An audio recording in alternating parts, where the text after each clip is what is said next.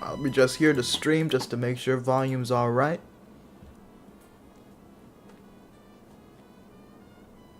I'll be just here to stream just to make sure volume's alright. Okay, I'm loud enough. Good.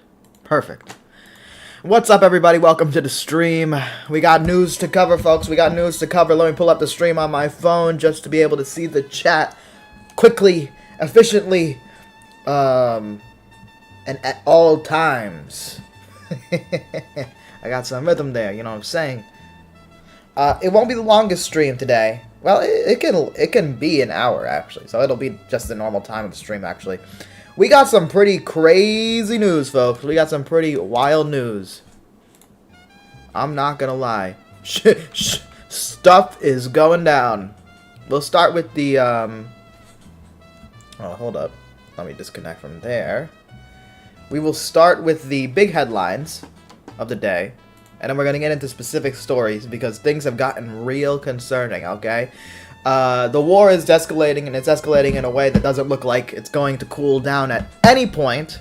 No matter how much MAGA copes, it is not cooling down, folks, and we are not winning this conflict. Shit is looking dark. Shit is looking bleak. Shit is looking bad. But we're going to talk about it. We're doing the important news, the important reporting. If you're in the chat, feel free to say hello. Feel free to drop a comment. Feel free to debate if you disagree. Feel free to call in if you really, really disagree. Let me make sure I have the Google Voice pulled up. Professional streamer here, folks. Didn't pull up the damn Google Voice. That's okay. Now I've pulled it up. So if you really disagree with what I have to say, if you think Trump is actually winning this war, if you think the files are a hoax, you are free to call into the stream. Leave a like. Leave a super chat. Leave what, I think there's like some gift feature in the, being this is a YouTube Shorts live stream or something like that. Anyway, we're just going to go straight into it. What are the big headline news? Live updates. Iran war escalates. Energy prices spike after Israel strikes on South Pars gas field. We're going to be talking about that one because that's a big story today, folks. The South Pars gas field. Live update. Energy prices soar after Trump threatens Iran gas field. F-35 hit by suspected enemy fire. I'm seeing reports that it crashed or it had to take an emergency landing at least. Which is crazy. One of our most expensive jets, modern jets, was hit by Iran. Turns out Iran is not just a bunch of light infantry in the desert flying magic carpets like MAGA wants you to believe. They are modern military that can shoot down F-35s. That's pretty concerning. As this war and gas prices escalate, Trump uses Israel to deflect domestic and allied pressure.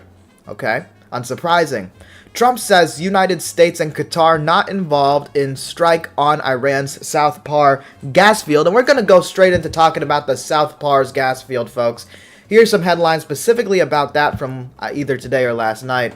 Live updates, energy prices soar. Read that to you already. F-35 hit by suspected enemy fire. Iran war escalates, energy prices spike. Why is the South Pars gas field important? And why is Israel's strike an escalation? Trump claims the U.S. is not involved. Iran says it will show zero restraint if energy infrastructure is targeted again. Alright, so the reason why South Pars gas field is important is because it is a shared gas field between Iran and Qatar. Now, Qatar is supposedly an ally of ours. Qatar also gave Donald Trump a bunch of money, gave him a private jet, I believe, so very much liked by Donald Trump. It's kind of funny because half the Wikipedia article was like fucking written as a result, or like in the opening paragraph was written as a result of this attack from last night. But this is a big deal, folks.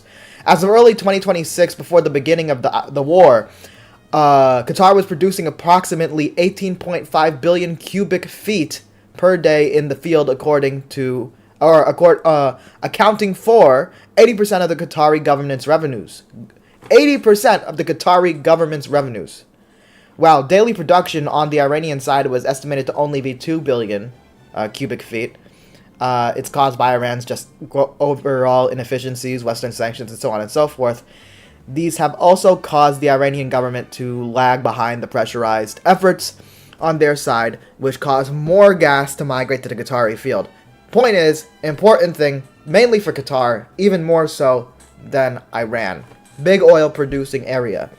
On March 18, 2026, the field was attacked by the Israeli Air Force. United States officials denied coordination and approval, though initial reports say that they did approve. Trump is now saying that they didn't, so everybody's going to follow because he's the king or whatever. But frankly, I don't think there's anything Israel does without our approval, so I think he's just lying. You know, it's not like he has a big record of honesty, right? So, initial reports reveal that the damage caused sections of South Pars gas field to make... caused damage... Initial reports revealed that the damage caused to sections of South Pars gas field make up nearly 12% of Iran's total gas production, so that's the entirety of Iran right there. Iran's Minister of Petroleum said that a number of facilities were damaged and that a fire at the gas field was under control. No casualties were immediately reported. That might change. The attack halted output at 2 refineries with a combined capacity of 100 million cubic meters per day. Number of phases were shut down to stop the fire from spreading. Following news of the attack, international oil prices immediately increased from 103 a barrel to 108. Gas prices in Europe increased 7%. Amid fears of Iranian retaliatory action on the Gulf states, which they did retaliate. They apparently hit 3 different spots in the Gulf states. Unsurprising. Iran has halted its gas flows to Iraq, which relies on Iran for between 1/3 and 40% of its gas and power needs. Frankly, folks, if there's never been a case for countries around the country to abandon oil, abandon coal, and go green, this is the fucking case. Holy shit, folks. Holy shit. Donald Trump and the Republican people, y'all are dumb, bro. I see some people, I think it was some politician, I'm forgetting who, but they were arguing, no, it was J.D. Vance specifically, was attacking Europe or whoever, our allies, for investing in green energy scams. Green energy scams. Brother, if you had your grid powered by solar power or wind or nuclear or whatever the hell, you wouldn't have to be worrying about the price of oil unless you're just talking about your gas-powered cars. If you had more hybrids and more electric vehicles, period, you wouldn't have to worry about damn gas power. You could just have the reserves in case of emergency. I'm not saying oil's going to disappear forever, but if you want real energy independence, you need to invest in green energy. There's been no better case than this damn war. Okay? So, Trump made a statement. Let me try to find his statement here. I think he was panicking because he made a statement fast, and I almost guarantee you he didn't fucking write that shit. He did not write that. A bit wordy for Trump. Quote, Israel, out of anger for what has taken place in the Middle East, has violently lashed out at a major facility known as the South Pars gas field in Iran. A relatively small section of the whole has been hit. The United States knew nothing about this particular attack. That might be a lie, folks. I'm not going to lie. And the country of Qatar was in no way, shape, or form involved with it. Nor did it have any idea that it was going to happen. Unfortunately, Iran did not know this, or any of the pertinent facts pertaining to the South Pars attack. Now, Donald Trump, I'm going to just keep it so fucking real, would not say the word pertinent facts, okay? He would not say the word pertinent facts, so that's some lawyer speak. That's somebody writing on his behalf. Because I think he just wants to keep it cool with the Arabs, keep a good relationship with Qatar, because they give him private jets. So he wants to show them utmost respect. He even got a damn lawyer writing his shit. Okay? Or any of the pertinent facts pertaining to the South Pars attacks, and unjustifiably and unfairly attacked a portion of Qatar's LNG gas facility. No more attacks will be made by Israel pertaining to this extremely important and valuable South Pars field unless Iran unwisely decides to attack a very innocent, in this case, Qatar. Again, like, what is with the Qatar glaze? That's kind of crazy. You don't see this man glaze anything harder than he glazes Qatar. He don't even talk about his wives like that. You know what I'm saying? So, in which instance, the United States, with or without the help or consent of Israel, will massively blow up the entirety of the South Pars gas field with an amount of strength and power Iran has never seen or witnessed before. I do not want to authorize this level of violence and destruction because of the long-term implications it will have on the future of Iran, But if Qatar's LNG is attacked again, I will not hesitate to do so. Again, like, what is with the Qatar simping, man?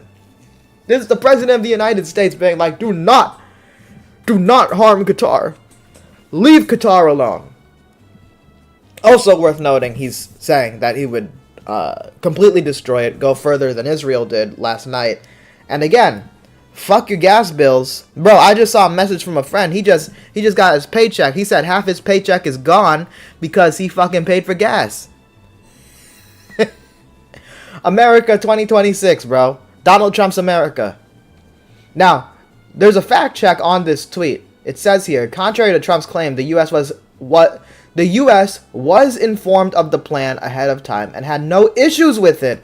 According to American and Israeli officials, President Trump approved of the strike, U.S. officials said, to pressure Iran to unblock the Strait of Hormuz. This is from the Wall Street Journal, AP News, and Axios. So 3 different sources. So again, my instinct was, I guess, proven correct. Donald Trump is a lying son of a bitch. Completely untrue statement from him. Okay. Other thing that happened. F-35. U.S. F-35 damaged by suspected Iranian fire makes emergency landing, sources say. U.S. F-35 forced to make emergency landing after being hit by Iranian fire. U.S. F-35 emergency landing. You get the idea. I saw the video. It looked pretty fucking bad. I'm not gonna lie. That shit looked blown the fuck up. But maybe it's a durable thing and it was able to land. I don't know. Point is, brother, this is an F-35. This is one of the most modern jets America has. Now, that doesn't mean it's a bad jet or can't work or whatever the heck, right? But damn, son. Damn, son, we got F-35s being shot down by Iran? What's going on here? Hello?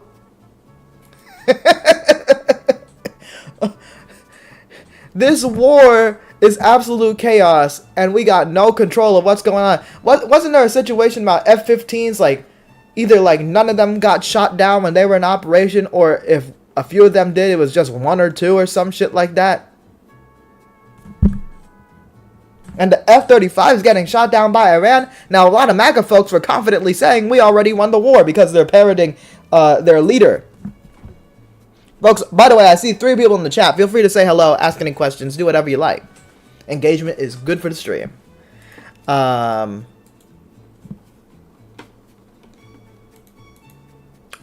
no, F-35 shot down. Kind of crazy. Nuclear news. The N-word, as Trump says. It's not, most people consider the N-word, but that's Trump's N-word, whatever. Israel has struck an Iranian reactor, crossing red lines. What to know about Iran's Bushehr nuclear plant after reports of projectile hitting its complex. UN watchdog says projectile reportedly hit the premises of Iran's Bushehr nuclear plant. Mystery projectile hits Iran's nuclear plant, highlighting a war risk. I don't think it's too much of a mystery to me. It's either coming from the United States or Israel. Just very directly, it's either coming from the United States or Israel. They're the ones attacking Iran. So the Iranian building gets attacked. Even if you want to say, oh, yeah, Iran they wanted to make a false flag against their own building. I don't think they would go after a nuclear plant. Because Trump funded Epstein. Very true, very true. You know, I think a part of the investigation, something that the files revealed, was they started investigating Mar-a-Lago specifically because it was mentioned so much in the files, in the emails, and all that stuff, that Mar-a-Lago seemed like the actual hub of the human trafficking. Not Little St. James, the island. Not the New Mexico ranch that Epstein did his eugenics experiments in. Mar-a-Lago in fucking Palm Beach Island, Donald Trump's home. And also what people are referring to as the Winter White House. Was the hub of Jeffrey Epstein, the world's most notorious pedophiles. Human trafficking operations. Isn't that something else? But Israel hitting a nuclear plant. I recall in the Ukraine war, there was reports of Russian attacks hitting Chernobyl. And that was a big deal. That was a big issue. Europeans were worried about the fallout going into Europe and so on and so forth and all that stuff. But we're allowing this theocratic regime, genocidal regime, known as the State of Israel, to attack fucking nuclear plants? Are we not to be concerned about the nuclear fallout impacting Iranians or Iraqis or Saudis or even the Gulf states? Even Israel, the Israelis themselves. We're playing with fucking fire, shooting nuclear plants. Are we crazy? What this war is completely out of control. All U.S. allies have essentially rejected this war. Trump then said, after begging for their help, that we don't need them and that we're gonna send motherfucking ships into the Strait of Hormuz and open that shit up. Will it work? Will it not work? I don't know. I do know our gas price is gonna go up though. I cannot emphasize that enough. I do know our gas prices are gonna go up. But you know, I gotta say, I'm not looking forward to. I'm not really looking forward to. Personally.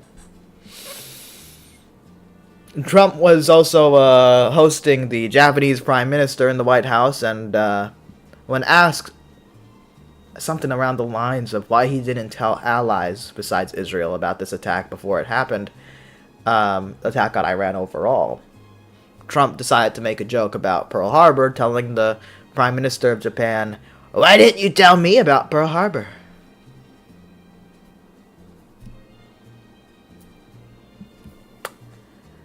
That's tough. That's tough. Cesar Chavez has been accused of sex abuse allegations, which, I mean, I'm just going to be honest. A labor leader that didn't stick with all his people. He went after immigrants and so on and so forth. He didn't seem to be a person of high class or moral standards or something like that. It doesn't surprise me that he was doing sexual assault. There's a push now in Los Angeles to remove his name off the streets, change the holidays, and so on and so forth. They're acting fast, and I think it's pretty justified. Sexual assault is disgusting.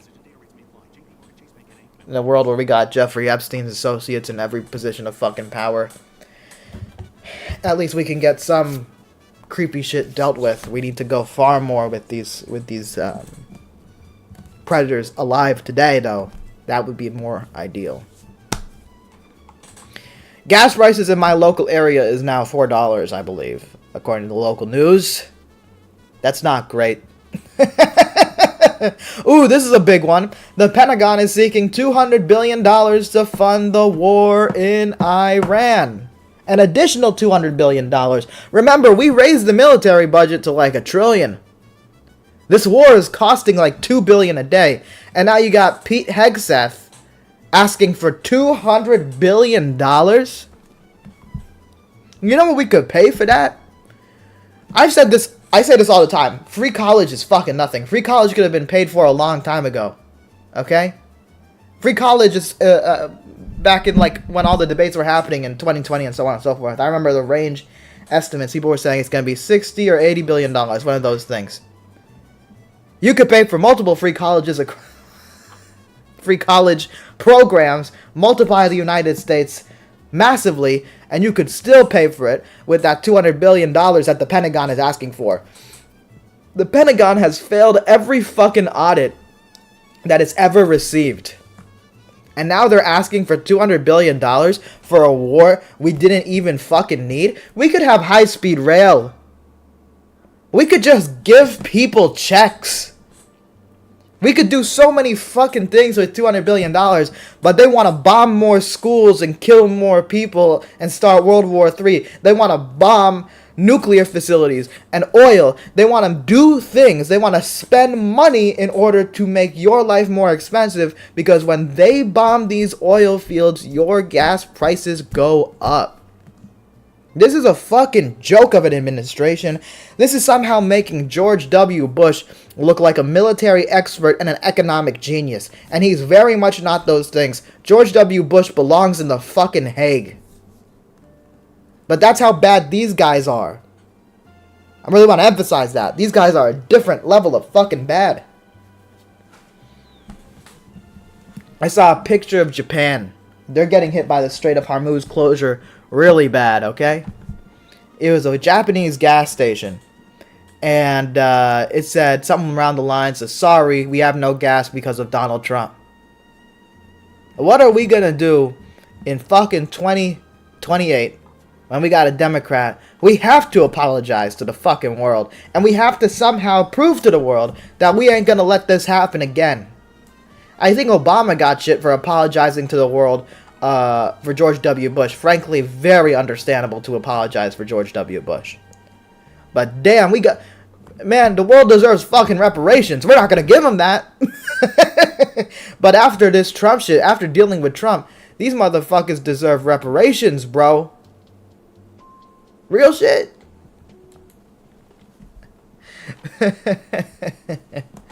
Real shit, man. This is different, bro. This is different shit. And well, I'm just switching songs here. I'm just switching songs. Real professional stream. I know. Got some chilled ass jazz.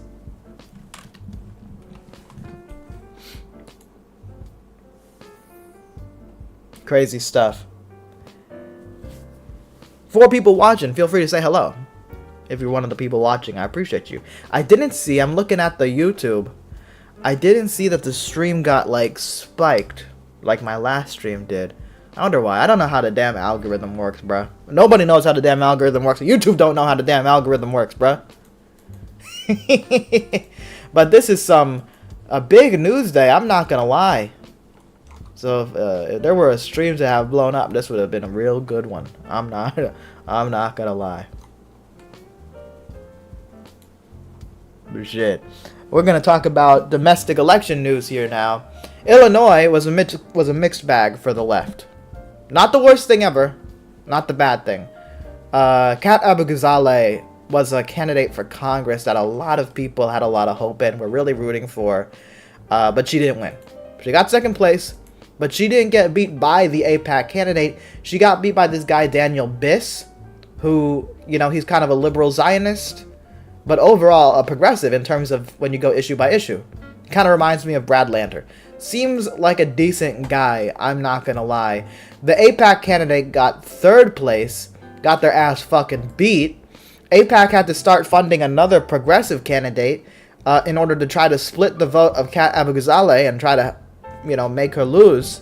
So they were really investing not even in just their candidate, but the money that they gave to their candidate was fucking wasted. And they're taking victory laps on Twitter because Kat Abu-Ghazaleh lost. Well, you got a guy that's gonna vote with the Progressive Caucus and vote with Bernie and vote with AOC in there. Frankly, I think that's still a win for the left. I'm not gonna lie. It would have been nice if it was Kat Abu-Ghazaleh, but I'm not complaining about Daniel Biss winning. I'm really not. A few other mixed bags in the Illinois congressional races. AIPAC did get some wins over some lefty and progressive candidates. One of the issues there was that there was not enough consolidation. It just wasn't the case. But the more progressive candidate did win in a major race, the Illinois Senate race. That's big. That's big. There was an AIPAC and crypto candidate, ICE-funded candidate. Had a fellow with the Indian name, but he was super well funded, had tremendous amount of money, far outspent everybody else. But he got his ass beat. He got beat. And Julia, what's her name? Let me just verify this for you because I want to be an educated fella here. Julia Stratton, the lieutenant governor of Illinois, was the winning candidate in this Democratic primary and will likely win in November because it's Illinois. Okay. Backed by Governor Pritzker. ran ads direct with people in the ad directly saying fuck Donald Trump, fuck Donald Trump, fuck Donald Trump, and then she comes in, though that's their words, not mine. Very clever. I liked that campaign. And got another flex for Pritzker, I'm not gonna lie. He's running for governor. He's likely gonna win that governor's seat again. Apparently that's unprecedented for a governor to win 3 times. He's kind of doing the route to the presidency that Tim Walz wish he could do. He that's the thing about J.B. Pritzker. The way he's operating in the lead up to 2028, he's operating like Tim Walz should have been operating if Tim Walz wanted to run for president.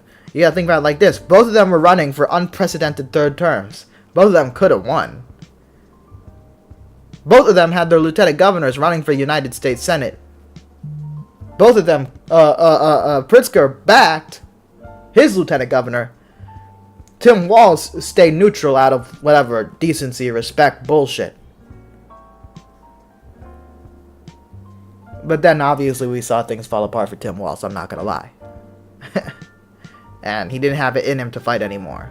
And I think he just wants to retire. So I get it. Not everybody needs to be president. You can't just force someone to want to be president. Frankly, you're not normal if you want to be president. But kind of disappointing to see the route Tim Walz has gone on. I'm not even gonna lie. But yeah, going back to the Kat Abou-Ghazaleh one, that's a race where it really showed the importance of consolidating behind the left candidate. Bushra, who was the other progressive candidate who got like 5% of the vote, she should have dropped out and endorsed Kat Abou-Ghazaleh, and likely you would have had Kat win because all her votes would have been enough to surpass Daniel Biss. Okay, so an endorsement in that case matters. But unlike in New York, she didn't consolidate. She played into AIPAC's hand and split the progressive vote. So low-key fuck her, I'm not gonna lie. What a fucking asshole. Not a team player. Didn't serve the overall movement. Kind of played a similar role to Elizabeth Warren in 2020. And speaking of Elizabeth Warren decided to come out with her own mixed bag. Own crazy, silly shit. So I'm going to start with the Elizabeth Warren W of the day. She endorsed Graham Plattner, candidate for Senate in Michigan, the left candidate challenging the establishment Janet Mills, establishment Democrat, and ultimately, if he is to win the Democratic nomination, will be challenging Susan Collins in November. And if there's a better time to flip the seat in Maine, now is that time. And I do think having a big name is fucking great for Graham Plattner. So that's good. That's an Elizabeth Warren W. But because it's Elizabeth Warren, and I don't know what it is, what is the deal with her? She can't just take a W, folks. She cannot just take a W. Because in Michigan, she decided to endorse. And she is backing Mallory McMurrow in the Senate race. Now, if you don't know the Michigan Senate race, there are 3 candidates. Haley Stevens, who is the Chuck Schumer pick, the AIPAC pick, establishment pick, genuinely one of the most untalented speakers I've seen in federal American politics. So awkward. I don't know how she ever got to the position of power that she's in. Then you got Mallory McMurrow, who is kind of this left of Haley Stevens, but trying to play the right-wing role.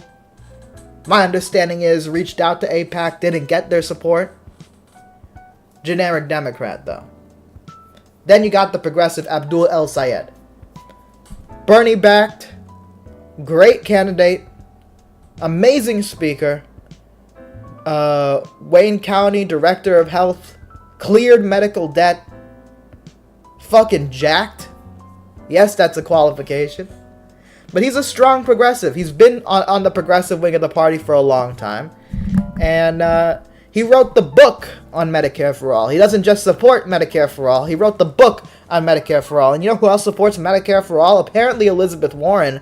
But she decided to back the candidate who famously attacked the concept of government itself, particularly because of a question on Medicare for All, where she was criticizing Medicare for All and saying, well, imagine if you had a Medicare for All system, but then Donald Trump became in charge. You wouldn't want that, so you need to do a public option, or whatever the hell.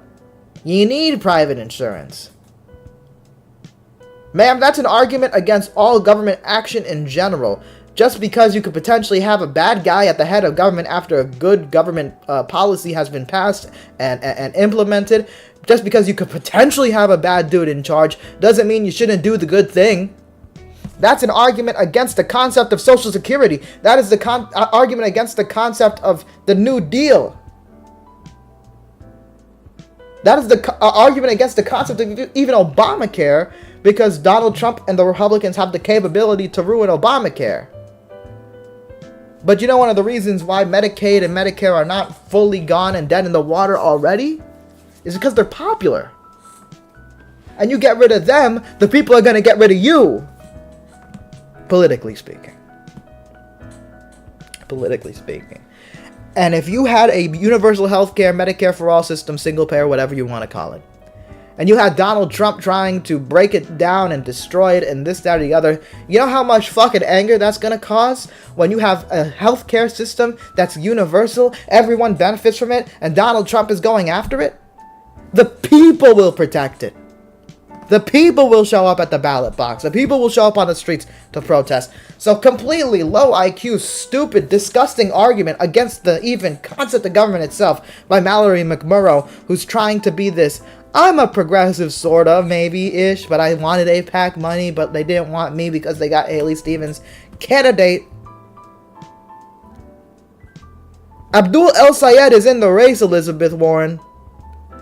You could back him. He believes in more of the things you believe in. He believes in the same things that Graham believes in. So if you're endorsing Graham, why are you not endorsing him? Do you not want to endorse a brown dude? I don't know if that's a reason. I'm not sure. Do you not want to endorse a guy backed by Bernie who's very closely associated with Bernie? Well, so is Graham. So I actually do not know the logic. I do not know the reason. Is it just you want to support a woman? Maybe that's a possibility. I don't know her reasoning. It doesn't make sense to me. But what it does show me is she's more than willing to split the progressive vote because she doesn't care. She's not part of this fucking movement. She's always been on an island of her own. When the progressives wanted her to run for president in 2014 against Hillary Clinton, she rejected. When Bernie wanted her to do it, she rejected. Then Bernie had to do it. Bernie had to do it. And then in 2020, when Bernie wanted to run, and Bernie decided to run, Elizabeth Warren decides to run. When she had a chance, she had the left backing her in 2014 and 2015, before Bernie came in. But then she's like, no, it's my turn now. She wanted to play it safe and not challenge Hillary Clinton. But she doesn't want to play it safe with the overall progressive movement and is willing to challenge Bernie Sanders in a sea of multiple candidates, and at the end of the day be one of the remaining candidates that helped split the vote on Super Tuesday that led to President Joe Biden and ultimately led to President Donald Trump 2.0.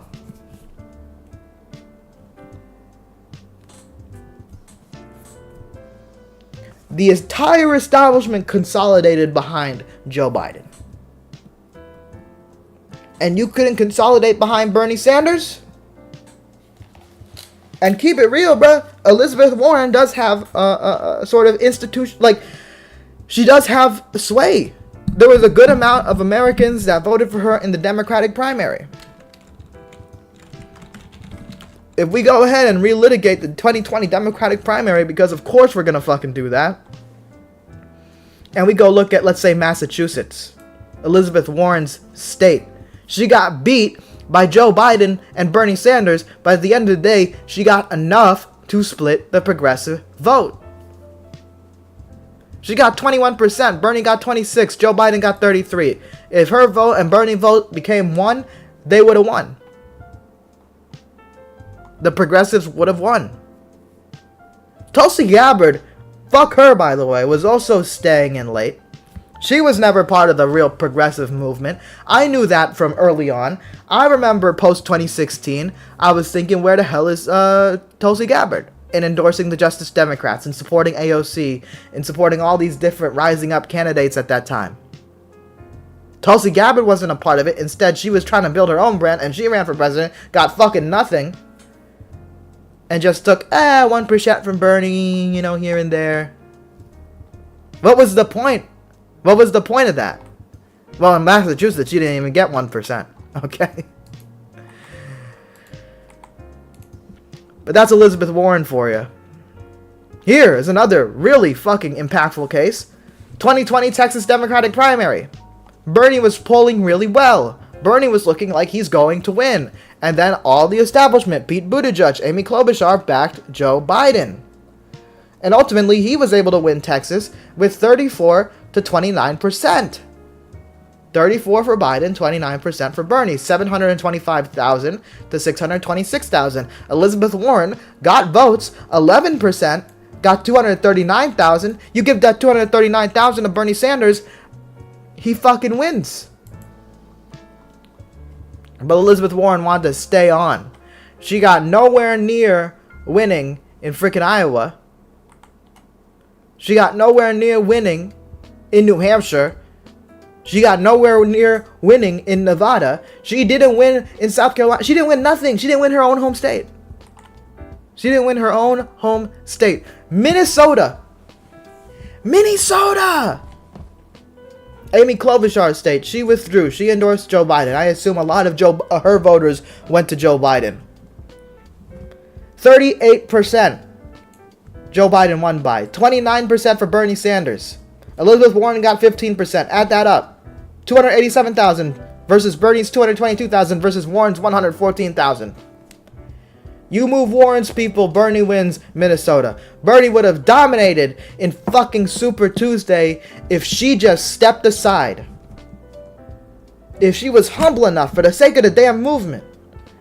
And now she's willing to risk costing the freaking Michigan Senate race to Haley Stevens, giving a W to Chuck Schumer? For what? To give a middle finger to Bernie? Now, ultimately, I will say, I don't feel like her endorsement matters too much. I think Bernie's endorsement matters more. I think AOC's endorsement matters more. I think even Zohran Mamdani's endorsement matters more. Now, AOC and Zohran Mamdani have not endorsed in the Michigan Senate race. Bernie came out right away in support of Abdul because him and Abdul are boys like that. Like, they're boys, okay? But it would be great if AOC jumped in there. It would be great if Zoran jumped in there. Certainly AOC should. AOC endorsed Abdul when she won her campaign back in 2017 or 2018. So, the people endorsing Mallory McMurrow, you can kind of tell are like, they're the fake ones. You got Chris Murphy, you got Elizabeth Warren. Y'all not real ones? Chris Murphy, immediately after Democrats lost in 2024, immediately started becoming this whole different person where he was a tough talking real motherfucker. Okay? He'll keep it real, bro. He'll keep it real. Democrats gotta get tougher. I don't know when this change happened.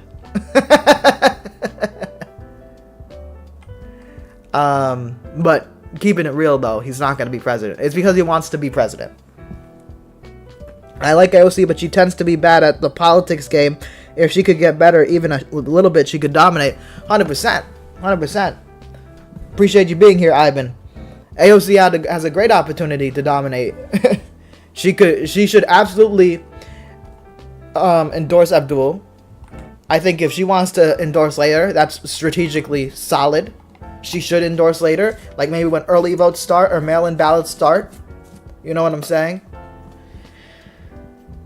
Bernie endorsing earlier immediately gives legitimacy. You got progressives, Congress people, Pramila Jayapal, Summer Lee, Rashida Tlaib. That's a great thing. Rashida Tlaib is from Michigan, so that even makes more sense. But AOC got a massive following, immediately come in, endorse Abdul. You got the Pod Save America fellas.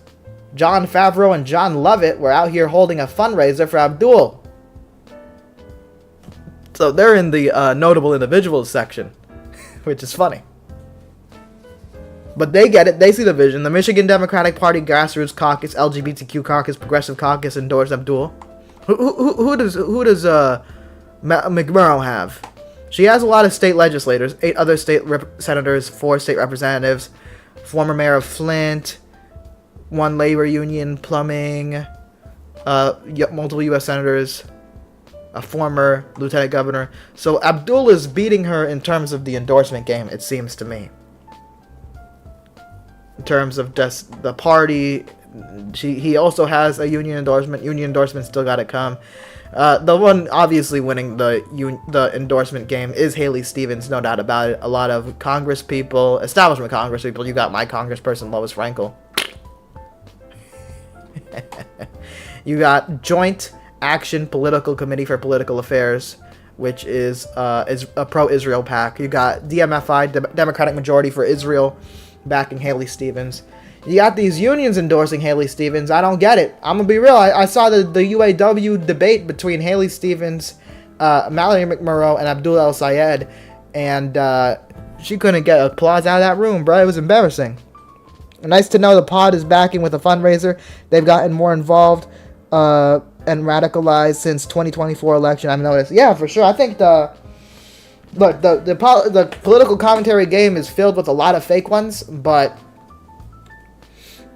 I think they're real ones. I think they're real ones for sure. The pod guys, they seem like decent guys. Money wise, this is December 31st. When are we getting the next report from the FEC? I'm curious, because this is December 31st. This is a minute ago. But each of the candidates are raising decent money. Abdul El Sayed raised $5.3 million, spent $3.3 million, $1.9 million cash on hand.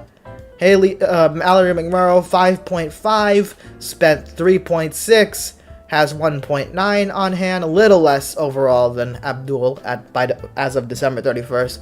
Haley Stevens with 6.8, spent 3.7 with $3 million cash on hand. So of course she's gonna win the money race. That's just obvious.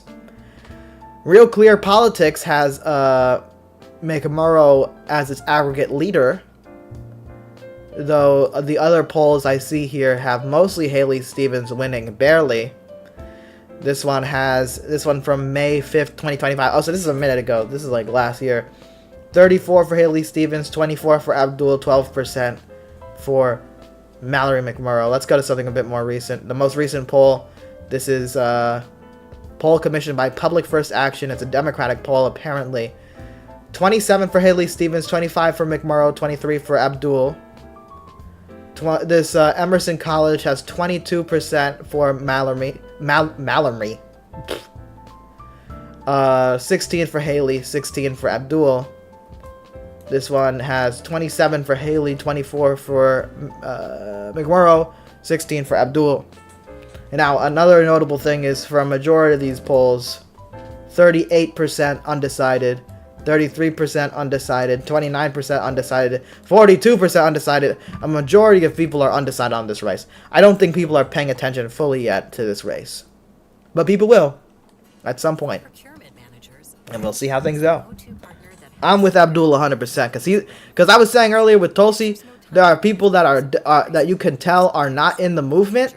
You know what I'm saying? You can tell they're not in the movement. Elizabeth Warren, not really in the movement side of things.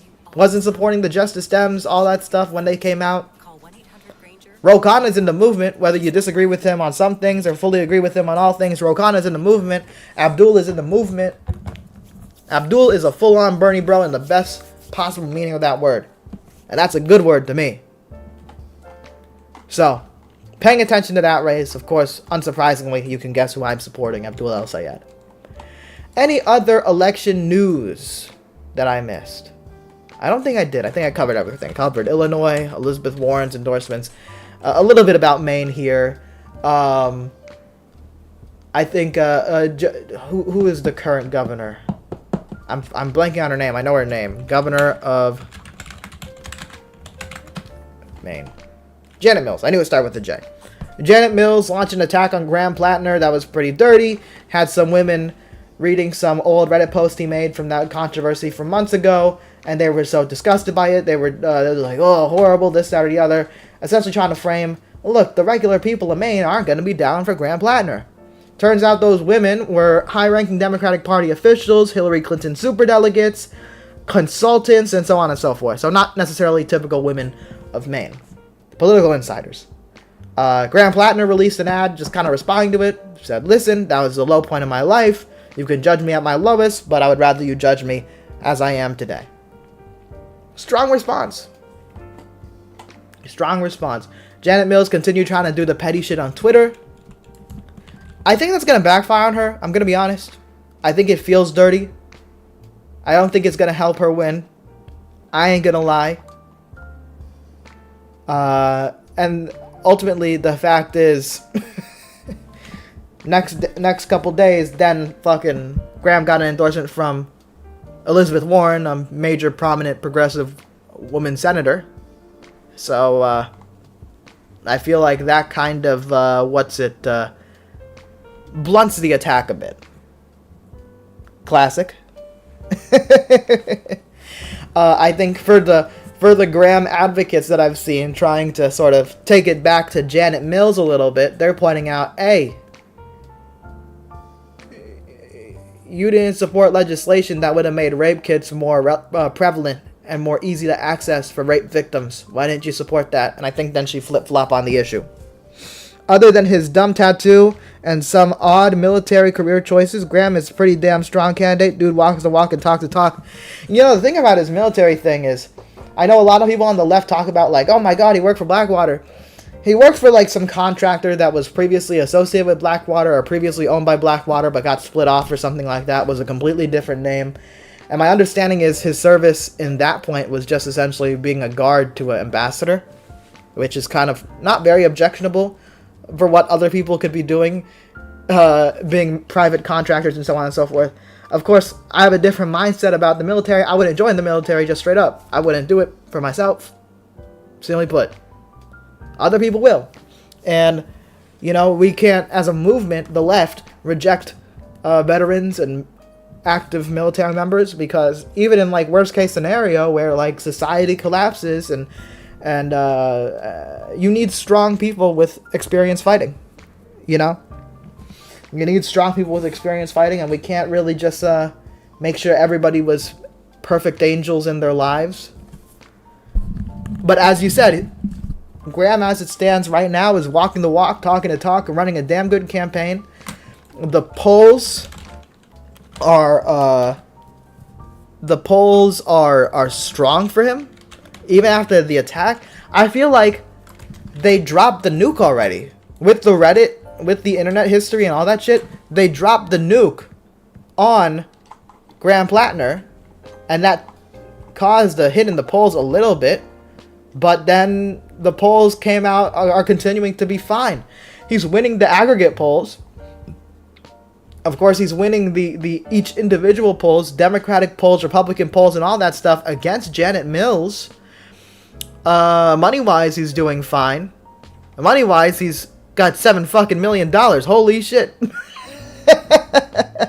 How the hell he outraised fucking Haley Stevens?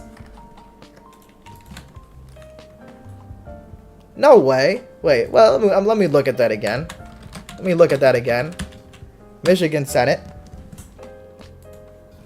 As of December 31st, Haley Stevens received $6.8 million directly into her campaign account, while freaking Graham Plattner got $7.8 million. This is December 31st. That's a strong campaign. That's a damn strong campaign. What the hell? When Janet Mills was sitting with $2.7 million, I'm sure she'll get that number up. I am sure she will get that number up, no doubt about it.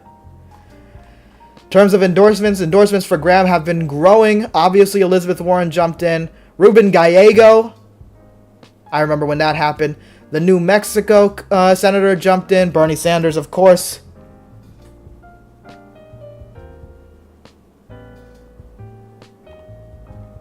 Organizations coming in. College Democrats of America.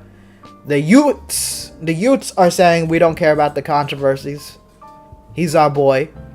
Gen Z for Change, Maine's People's Alliance, Our Revolution, Progressive Change Campaign Committee, Progressive Victory, Track APAC, Voters of Tomorrow, labor unions. You got the International Association of Machinists and Aerospace Workers, the International Federation of Professional and Technical Engineers, the Maine State Nurses Association, and the UAW. You got Sean Fain. So Graham's coming in strong, folks. Graham is coming in strong, and he's a damn good speaker. I am surprised to see the only congressman currently endorsing Graham Plattner is Congressman Ro Khanna. But Ro Khanna's a smart guy, wants to run for president, okay? I see what he's up to. Ro Khanna's a real one. Janet Mills has a couple of endorsements. Chuck Schumer and Kristen Sinema. That's a bad sign right off the bat. Catherine Cortez Masto, Nevada senator. Statewide officials, a lot of governors here. Andy Beshear, governor of New Mexico. I'm not even going to say her full name. No, I can say her full name. What am I saying? So it's a white name. Michelle Lujan Grisham.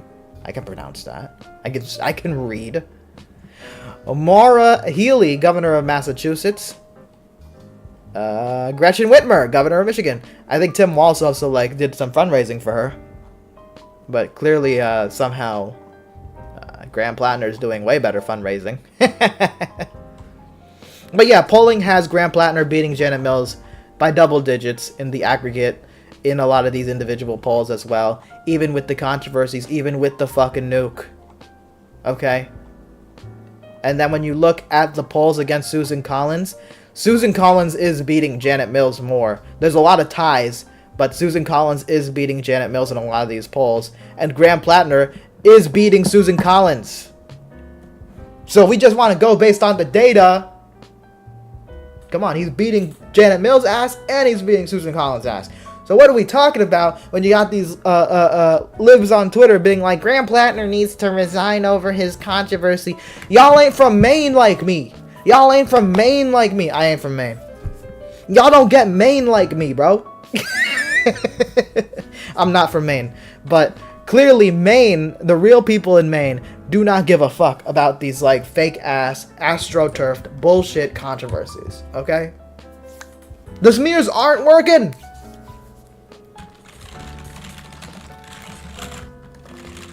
The smears ain't working.